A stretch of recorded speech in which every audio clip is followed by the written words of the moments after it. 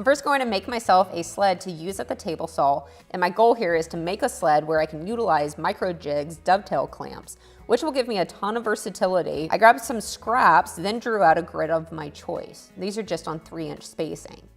Then I put in the dovetail bit. I lifted my Triton router up all the way and inserted the bit. If you do this process, there are actually 2 bits. The first one is a clearance bit, and then the second is the final dovetail profile. The bit has an indication marking on it to line up with your material so that you don't have to guess at the depth needed. You can see it's as simple as using the fence to pass the material through. I'm again using the grippers here to push the board through.